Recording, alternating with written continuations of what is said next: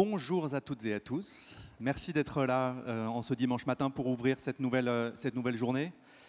Une journée qui va nous emmener dans des territoires à nouveau très intéressants avec une sélection de masterclass entre l'Alsace, Paris bien sûr.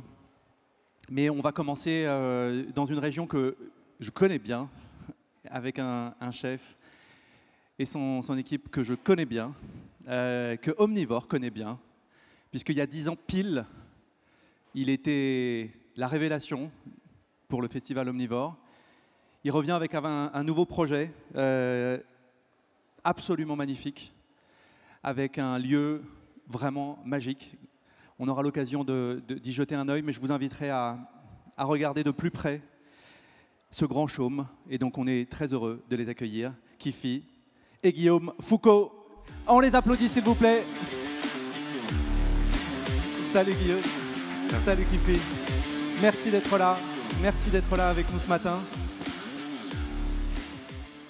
Vous arrivez de vos jardins, si je puis me permettre, puisque on est juste à côté du domaine de Chaumont, Chaumont-sur-Loire, vraiment sur les bords de la Loire. Racontez-nous comment ça s'est passé, ce projet un peu fou et ce chapiteau qui s'est levé comme ça et qui vous permet aujourd'hui d'avoir un écrin littéralement pour votre cuisine.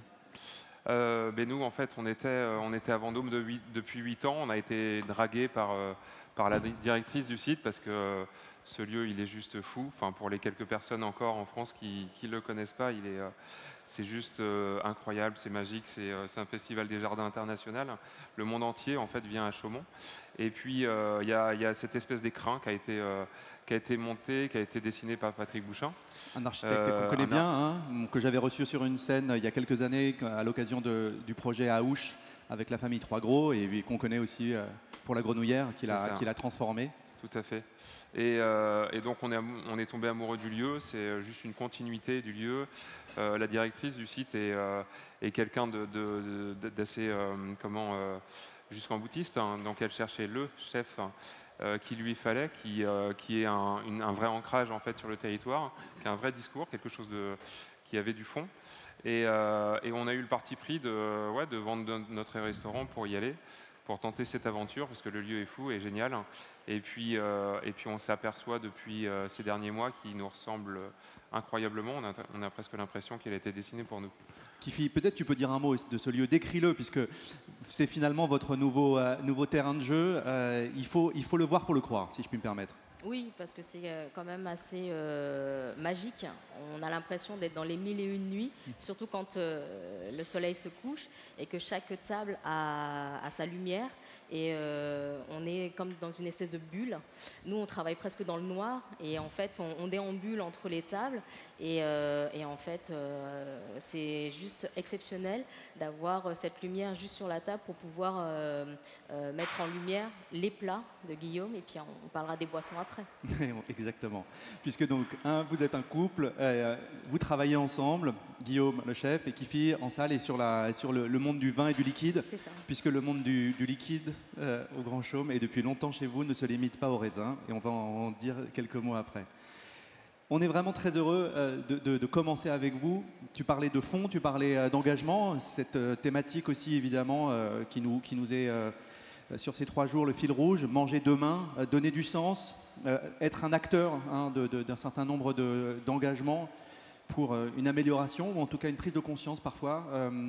Qu'est-ce que ça veut dire pour toi, Guillaume, ce territoire et chercher à le relever parfois parce que je sais que voilà, on a des fruits sur scène. Ces fruits, probablement sans toi, ils ne seraient plus là.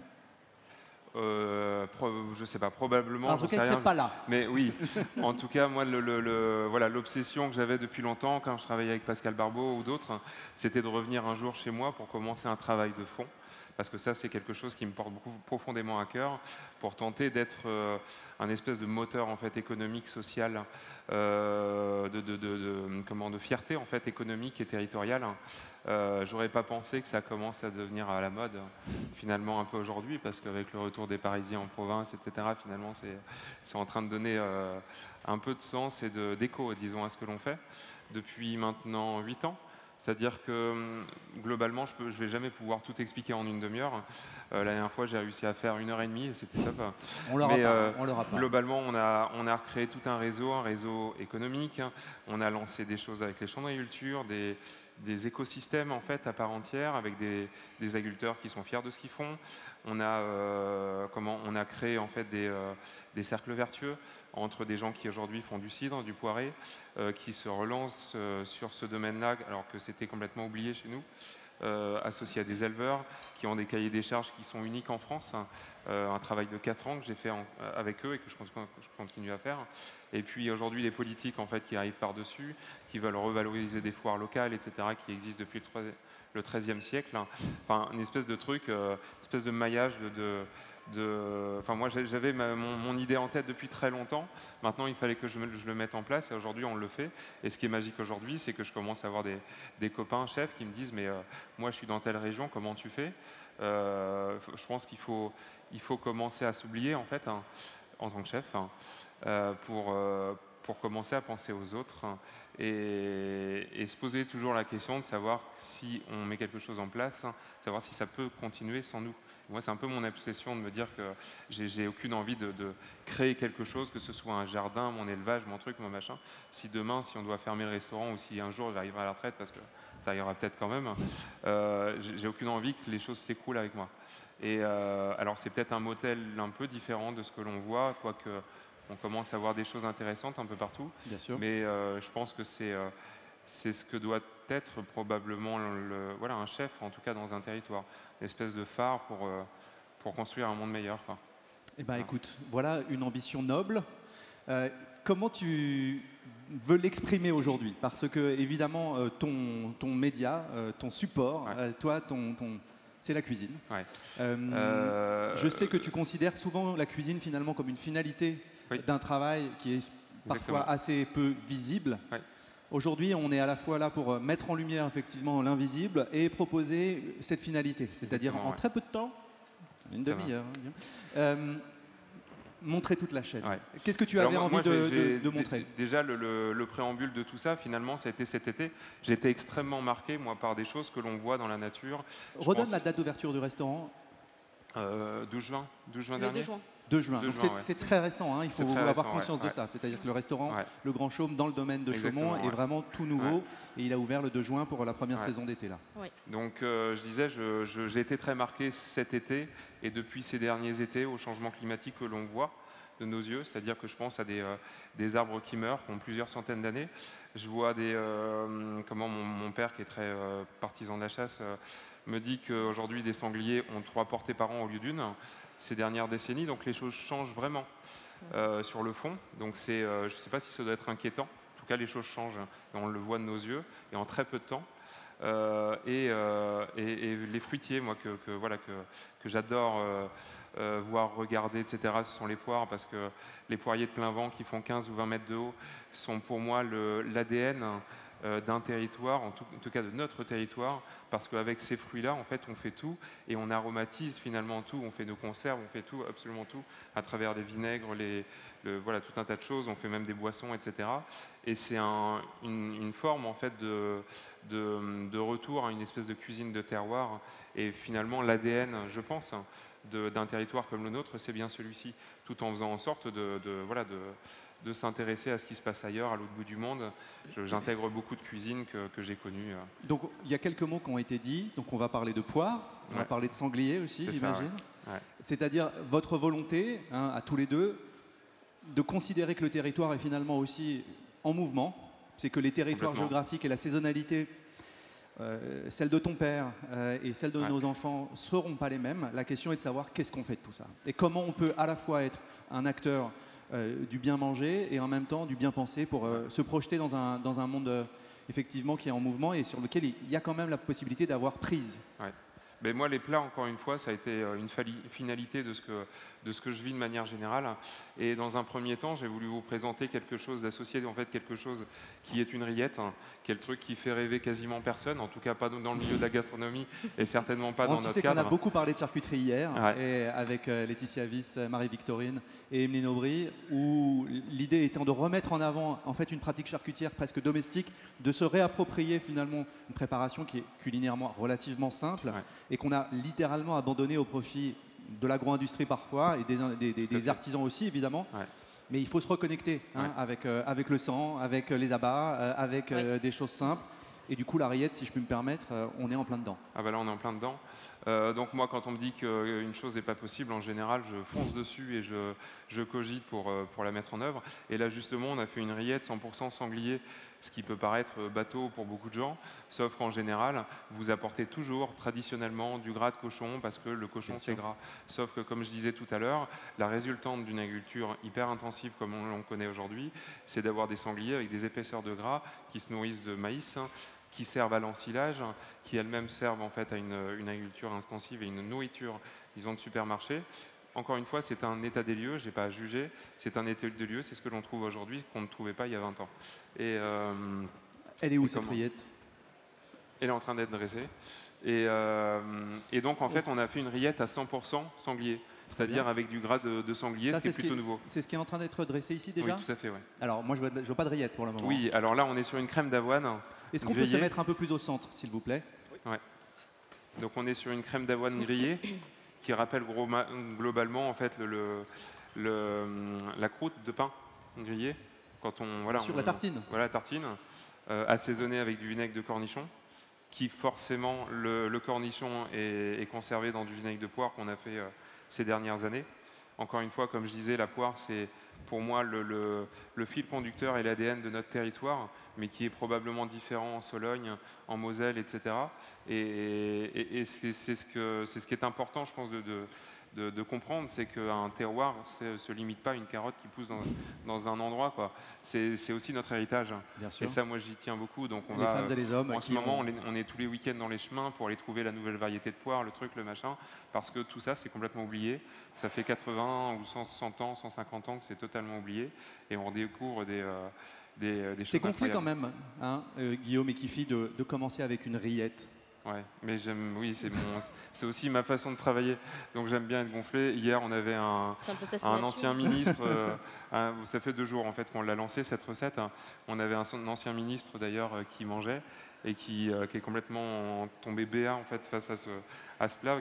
Il pensait absolument pas dans un cadre comme ça trouver ce genre de choses. Moi, je suis même assez provocateur dans ma façon de travailler. Alors attends, donc là, on a une petite céréale par-dessus. Ouais. Dis-nous en un petit mot. C'est comment de l'avoine. On va avoir une résonance avec la crème d'avoine du soupe. Ouais, c'est ça. Et puis il faut avoir du croquant. Et dans la rillette, en fait, on a rajouté du radis, qui est un élément de mon expérience de la cuisine que j'ai appris aussi avec ma belle famille, clairement vietnamienne. C'est des goûts qu'on ne connaît pas du tout. Est-ce que tu en as un petit peu ou pas du radis?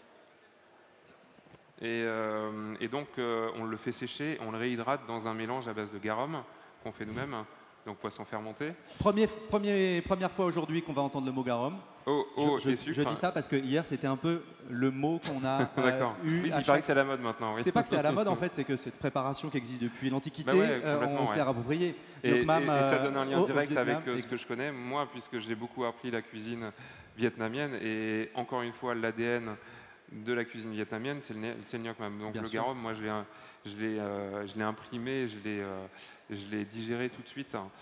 Donc on est sur des textures qui est très croquant. C'est même des textures qu'on ne connaît pas en France.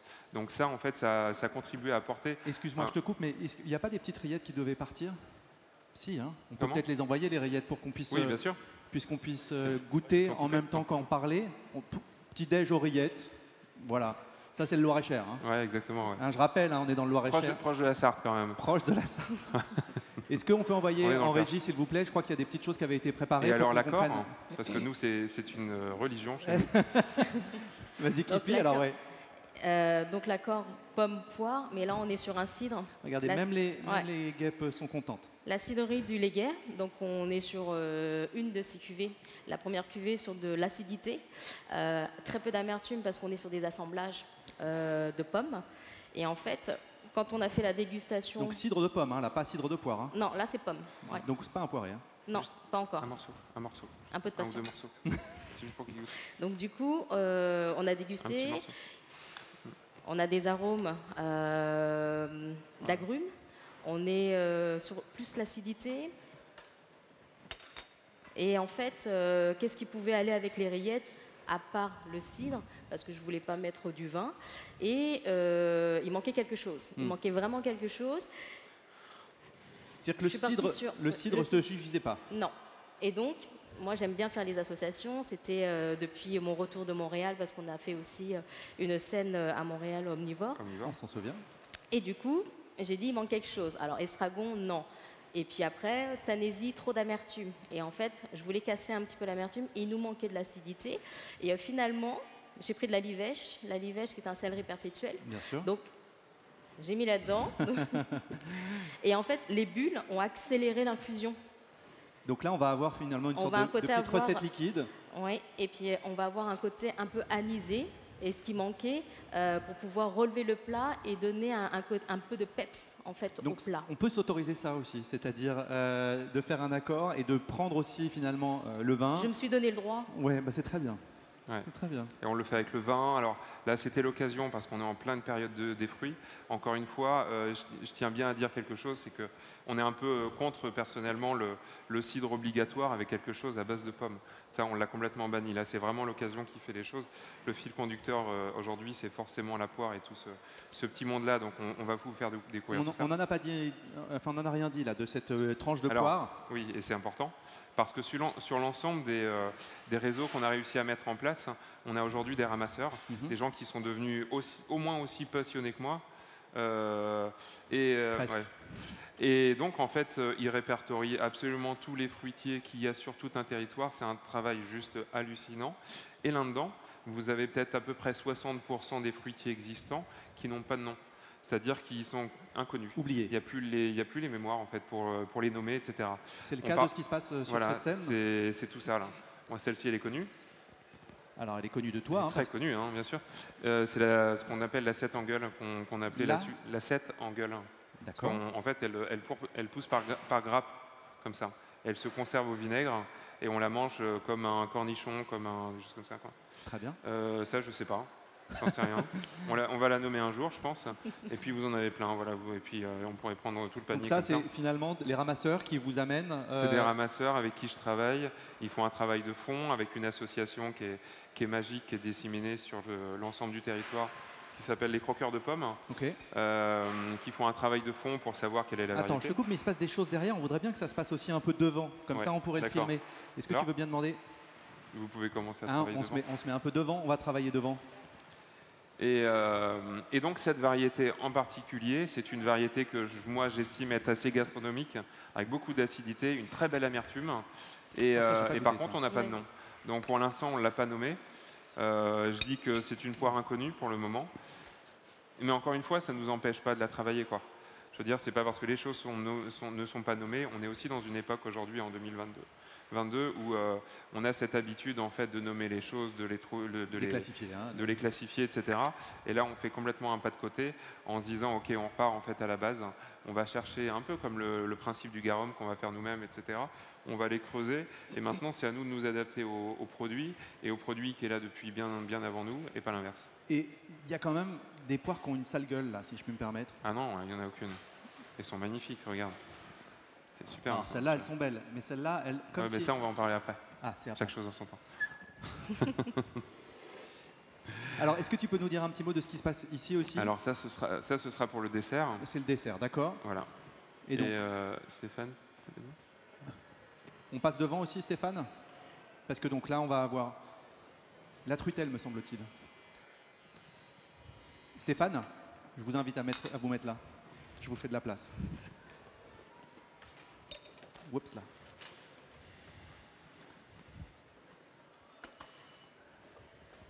Super. Donc là, on fait une truitelle, on travaille avec un pisciculteur de la région, on travaille bien sur des truites fario, donc qui sont beaucoup plus longues à venir que les truites arc-en-ciel. Une poire que l'on... Je me permets, je vais juste pour que la caméra puisse une bien toute petite capter. poire qui est absolument, voilà, qui a cette taille-là de manière générale, qu'on appelle la poire de Chagrier, qui se limite au sud du Perche, uniquement au sud du Perche, donc c'est un micro-terroir en quelque sorte. Poire, ensuite whisky, et puis rutabaga. Donc rappelons quand même truitelle. Ouais, truitelle de 18 cm, donc ça vous fait des truites un qui bébé sont grandes comme truite, ça. une juvénile, un adolescent. un adolescent. Ouais. Ok. Et qu'est-ce qui t'intéresse davantage plutôt que la truite, avec un filet plus généreux, presque plus gras probablement? C'est déjà des souvenirs d'enfance à l'origine. D'accord. Moi j'adore la pêche à la truite, c'est le Perche quoi. La truite c'est vraiment l'une des identités du Perche. Et puis parce que c'est compliqué en fait.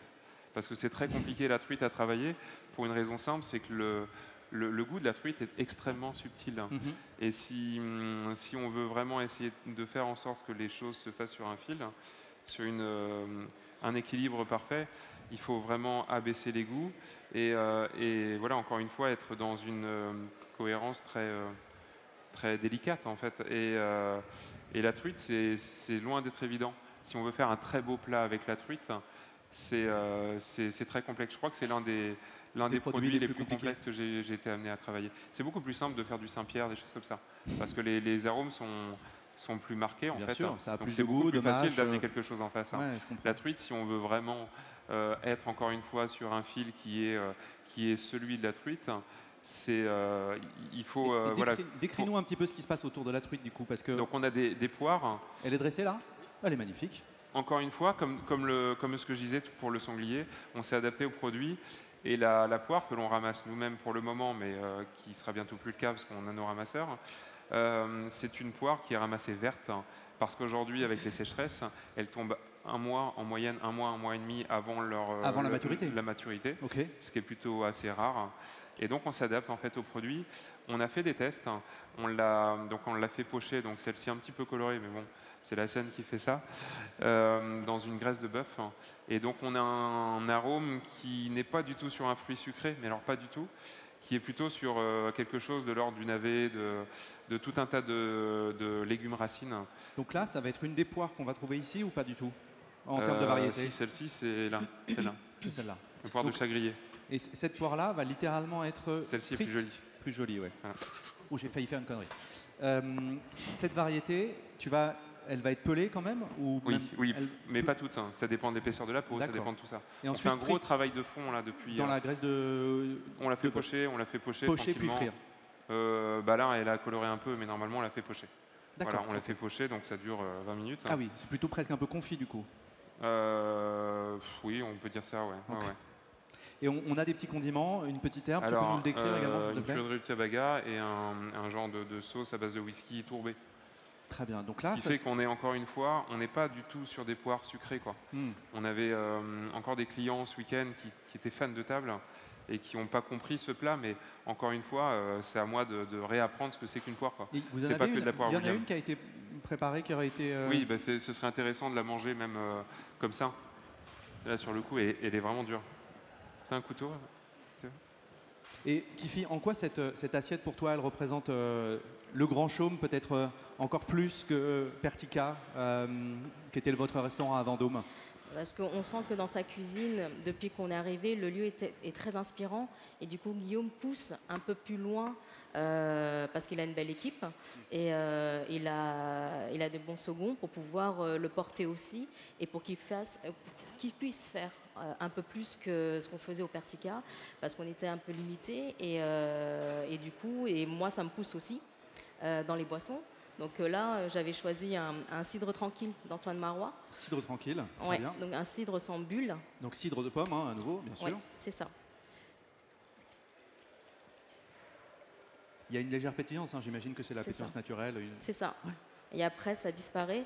Et en fait, comme quoi les années sont importantes, parce que j'étais fan du millésime 2018, parce qu'on était vraiment sur des notes de réglisse. Et ensuite, là, 2020, on est sur un peu plus de fraîcheur, mais on reste quand même sur de l'amertume. Et comme la poire, quand je l'ai goûtée une fois qu'elle a été confite dans la graisse de bœuf, ça a donné un côté un peu racine, un peu rutabaga. Et du coup, le cidre tranquille permet déjà d'avoir sur un accord quelque chose d'un petit peu plus facile parce qu'il n'y a pas de bulle et une belle introduction. Et du coup, on est vraiment sur de la légèreté, mais on reste quand même sur des amers. Ça, c'est vraiment une très belle assiette. Moi, je n'ai pas eu exactement ça la dernière fois qu'on s'est revu au Grand Chaume. On voit aussi presque dans le design, forme d'épure qui caractérise quand même ta cuisine depuis longtemps. Puis tu as été à bonne école, si je puis me permettre, en tout cas notamment chez Pascal. Il y a quelque chose de très puissant en même temps dans ce que tu veux dire et avec beaucoup finalement de limpidité et presque voilà, de tendresse dans cette assiette. C'est superbe, magnifique. Merci. On considère que cette assiette est dressée. On peut la mettre sur la petite stèle là, si vous êtes d'accord, comme ça on va pouvoir bien la capter. On va mettre l'accord qui ira avec.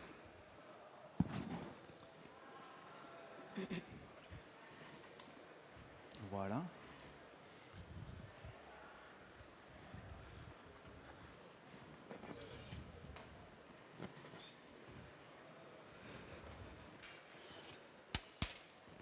Alors, on continue de parler de finalité, d'une philosophie qui s'exprime finalement en amont et qui finalement résonne à travers les préparations que vous faites.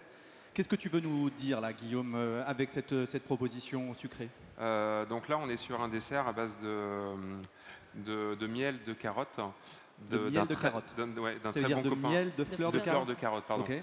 Donc on a un très bon copain qui va d'ailleurs être sur scène demain, Patrick Chollet, qui est un très bon copain percheron, qui va se balader, qui va faire 3 heures de route pour aller poser ses ruches en plein milieu de tel ou tel champ où ils font de la coriandre, du machin.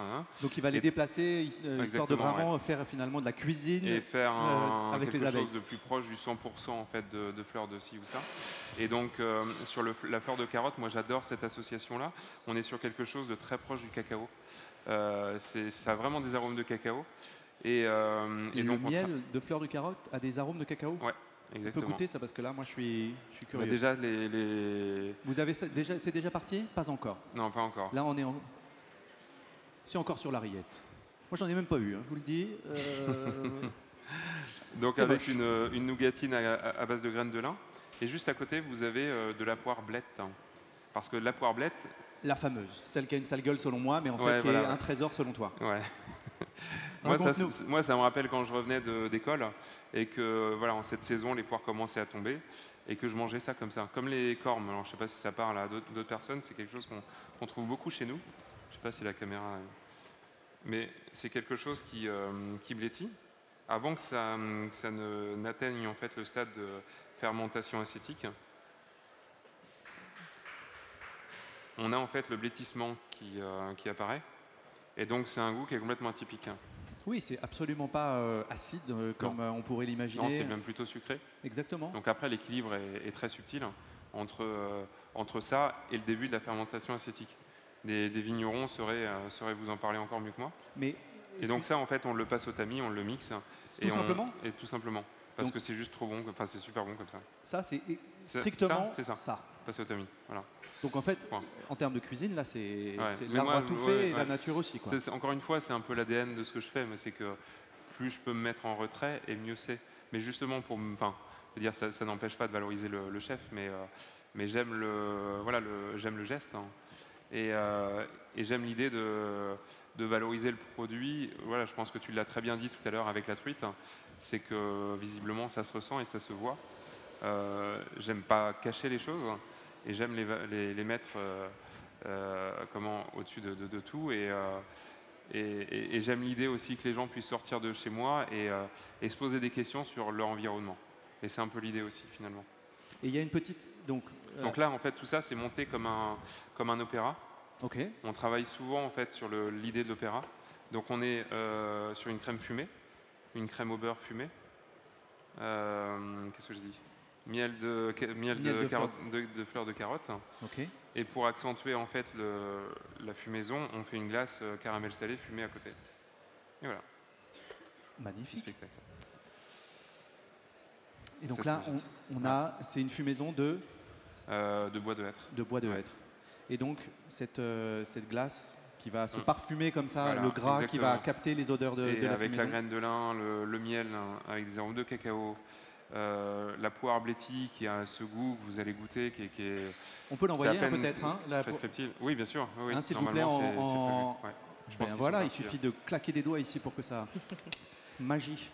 Ils vont avoir, ça, donc le public va avoir la possibilité de goûter une petite bouchée de ce dessert, donc avec la poire blêtie et le biscuit. Je ne sais pas s'il y a de la glace quand même. Non. Non, hein, c'était un peu compliqué. Mais le dessert est déjà fumé en fait. Ok, très légèrement fumé. Ouais. Donc ça, c'est l'une des signatures. J'ai du mal à le retirer parce que les gens adorent ce dessert. On a eu plusieurs... non, je ne sais pas. Mais quand on aura envie de l'enlever, on l'enlèvera de toute façon. Est-ce que tu peux nous dire un petit mot du design? Parce qu'il y a aussi quelque chose... Oui, parce que le sucre glace, en fait, est aussi fumé. Et la pierre, c'est une pierre de chez nous qu'on a fait tailler. Pour moi, il y a quelque chose d'assez mythique, en fait. Et puis quand même, tu parles de pierre, mais vous, tous les deux, avez un goût très prononcé aussi pour l'architecture, pour le bâti, pour une certaine notion aussi du geste architectural qui permet de donner du sens à ce qui se passe aussi dans l'assiette. Et franchement, cette rencontre... Je suis un passionné de beaucoup de choses, des jardins, de l'architecture traditionnelle, mais aussi de l'architecture contemporaine. C'est pas pour rien qu'on est arrivé, je pense, là. Je suis passionné en fait de tout ça et encore une fois, pour moi, c'est la continuité de notre métier, quoi. Et on l'associe, en fait. C'est vraiment frustrant de ne pas pouvoir faire l'association pour tout le monde, mais bon, on ne pouvait pas venir avec des caisses et des caisses de poirées. On l'associe avec un poiré qu'on a réussi à faire nous-mêmes, encore une fois, qui donne du sens à ce que je disais tout à l'heure. C'est qu'on a relancé en fait la poire de loup. La poire de loup, c'est une variété de chez nous, mais aussi on fait avec la poire de Carésie, on fait avec pas mal de choses. On a des poires à cuire, des poires pour la cuisine, mais aussi des poires en fait pour faire le poiré. Et l'idée, c'est de retrouver en fait un sens économique à tout ça, et donc un sens social, une fierté locale, etc. Et tout ça, en fait, on a fait un gros travail. Sur la fleur de sureau. Et donc on a la chance de travailler avec des copains vignerons. Donc aujourd'hui, où les ramasseurs vont ramasser chez des propriétaires privés, un arbre par-ci, 2 arbres par-là, etc., donne 200 € de la tonne en fait aux propriétaires terriens. Aujourd'hui, c'est là où la poire s'achète et se vend le plus cher en France, parce qu'on est 10 fois supérieur au Dauphintais, quoi. Et parce que si on veut valoriser ce produit-là, ça passera par le prix. Et ils le revendent 2 000 € de la tonne. En sachant qu'aujourd'hui, quand c'est le cas dans le Dauphintais, pour 2 000 € chez nous, c'est 200 € dans le Dauphintais, qui est la région emblématique, etc. Mais il faut que ça passe par là, et voilà, ça donne aussi des réflexions à toutes ces régions-là. Encore une fois, si on doit montrer l'exemple, on trouve les bons acteurs, entre autres des vignerons qui ont une facilité à vendre, etc. Et on y va à fond.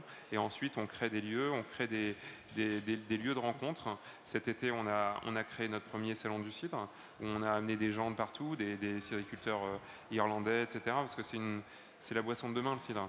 Et le poiré, c'est le champagne du cidre, c'est juste magique cette boisson. Et encore une fois, ça veut dire des choses, parce que c'est un patrimoine, hein. Un poirier à grandir, ça met une centaine d'années. C'est un patrimoine qu'on n'a pas le droit de voir disparaître. En tout cas, moi, je me le refuse. Kifi, Guillaume, je pense qu'on a compris à la fois votre engagement, cette philosophie qui s'exprime depuis bien avant la cuisine et qui finalement concrétise avec les assiettes. Dans ce lieu, mais vraiment sublime, il faut vraiment aller au Grand Chaume, au domaine de Chaumont-sur-Loire, département du Loir-et-Cher, dans un cadre absolument fou. Il y a le domaine avec ce château, une collection d'art contemporain, le Festival des Jardins qui va durer, je pense, jusqu'à la fin octobre, me semble-t-il, mi-octobre, 7 novembre, qui permet de vivre une expérience. C'est un mot galvaudé souvent, mais alors là, vraiment, c'est magnifique. Magique, hein. On va les applaudir très fort et les remercier chaleureusement d'avoir ouvert cette journée. Guillaume et Kifi Foucault et leurs équipes. Merci beaucoup et on se retrouve dans 5 minutes. Merci beaucoup.